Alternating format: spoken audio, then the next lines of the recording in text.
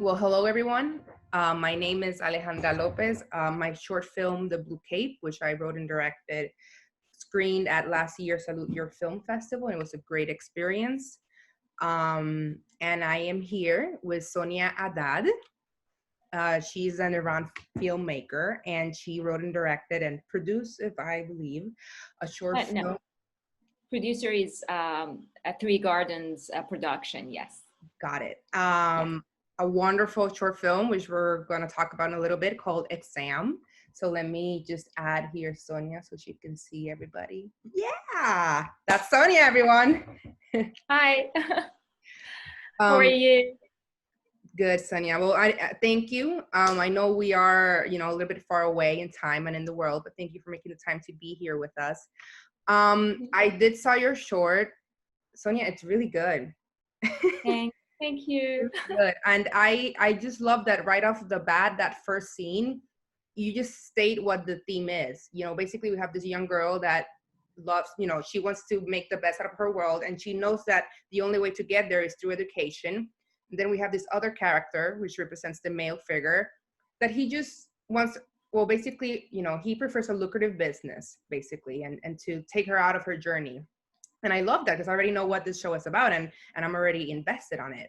And my first question is, obviously you grew up in Iran, and unfortunately these might be type of events that you saw regularly.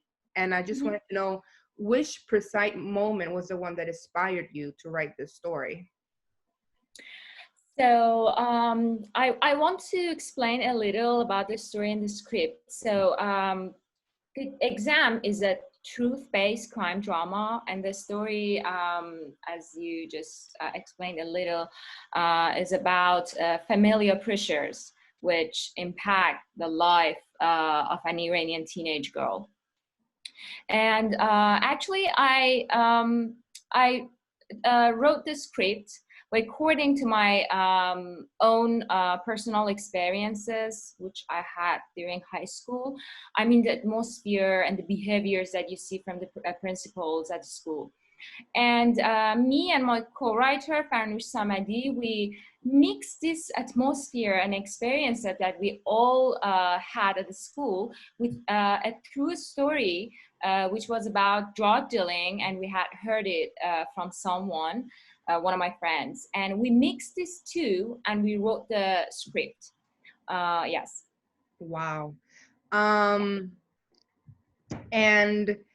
my other question is, which I found it very fascinating, the way you misdirect the audience.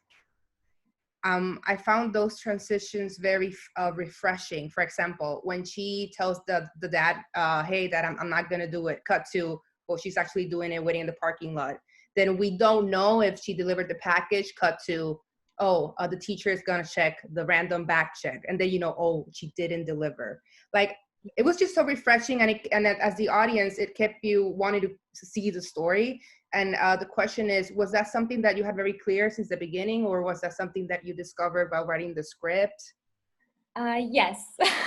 Actually, okay. I like to do that in every one of my shorts. This is my third short, and I have this signature from my audiences and my friends' point of view, that you always want to give stress to the audience.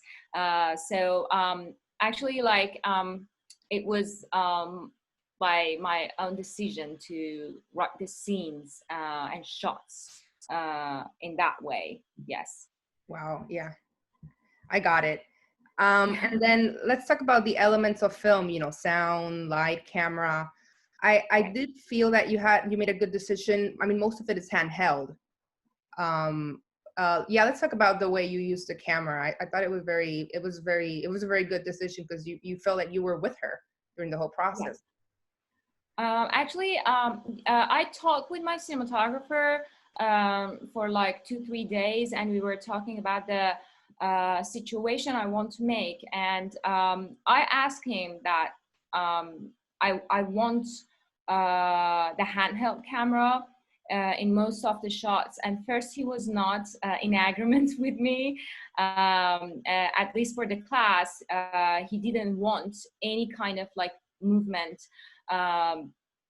of the camera, but like I insisted to have those little movements, even in some shots that the camera was on tripod. For example, in the restroom or in the class, the camera was on tripod, but I pushed my cinematographer to move the camera a little.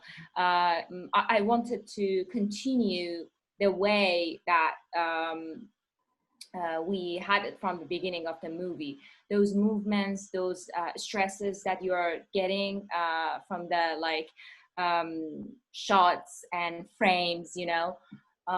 So yeah, we talked a lot, we discussed and argued a lot, but at the end, yes, I decided to have the whole, almost the whole movie handheld.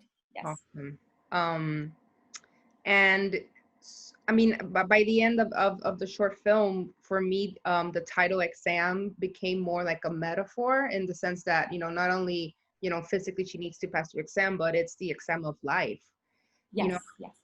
and my question is, because she could have died, you know, that could have been the ending. But my question for you is that, which is the reason why I think it's a metaphor, is like, why did you pick this character to survive and live?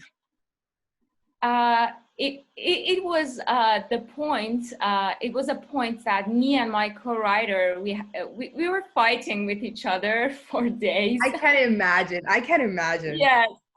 She was like, no, like we need her to die. Like, this is the end of the story. I was like, no, this is not my story and this is not my movie. I don't want her to die, because I had a reason. I wanted, the reason I wrote this script, the reason I made this movie, I wanted to show that how people can change in just a couple of seconds or a couple of minutes, you know. And I wanted to show that she survives, but after that incident, everything changes for her. Like maybe her thoughts, maybe her view about life, you know. And we see that when she gets out of the restroom and she's like walking in the yard of the school, she looks like different from the beginning of the movie. Her face, her eyes, her looks is completely different. She's someone else. So I just wanted to show that, like that, you know, that phase of change, and it was important. Everything shouldn't like end up with death. You can see characters that they still go on, but they're different people. Yes. Yeah, awesome. And my last question will be is, how, like, does your government support the arts? Like, how's your process of finding a production company? Like, how does that work?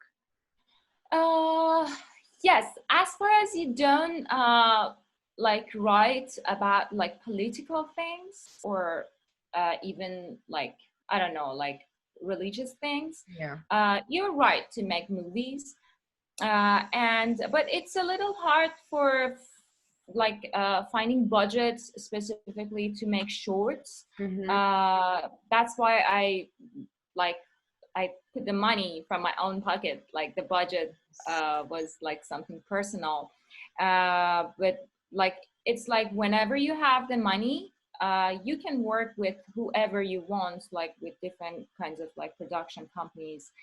And it's not really hard to make shorts. Sometimes some governmental organizations, they help you, they give you budget, but not a lot, like 1/3 of the budget, but still works. Yes. So, and then the casting was all you, right? Or have you met that actress before? Not the like except the leading role, the other actresses, they were all my close friends, because I was working I was working in theater. I studied theater and my BA is in playwriting. And I was working as an actress like for a couple of years, and I know those people like from those years. Except the leading role, I watched a feature movie, which the name was Disappearance, 3 years ago. And the leading role of that feature movie was my actress. And I really liked her. So she was my first and last choice for this character. I just asked her to do like some days of rehearsals with us. And I realized that, yeah, she's the person that I want to work with. Yes. Awesome. Awesome. Well, I think that's all for me. I don't want to take much of your time. I know it's pretty late over there. So again, I guess It's 8 p.m. It's not too late. what time is it? 8 p.m. Oh, okay. Okay. Yeah. 11:30 over here in the Caribbean. Well, I thank you. I mean, do you want to add something else that the audience might want to know, or? No, if you have question, I'll be happy to answer. Yes. Yeah, I'll let And I really, I wish you all enjoy watching my movie and watching all the other shorts at the event. So, and I wish you health through this crazy, weird pandemic corona time. Yeah. Awesome. Well, as a fellow female filmmaker, Sonia, I congratulate you, and I only thank you for telling these stories, and I'm gonna keep rooting for you. Thank you so much. So I guess, yeah, that's it. I guess, thank you again for your time, and yeah, you already have my information. So if there's anything you need, I don't know, Puerto Rico, I live in LA, so, but I'm here for the family right now. So feel free to reach out. And yeah, I guess the best of success in all your projects in the future. Thank you so much. Really happy to meet you. Thank you, Sonia. Have a great night over there, I guess. Thanks. Have a great day. Bye, Sonia. Thank you so much. Bye. Bye.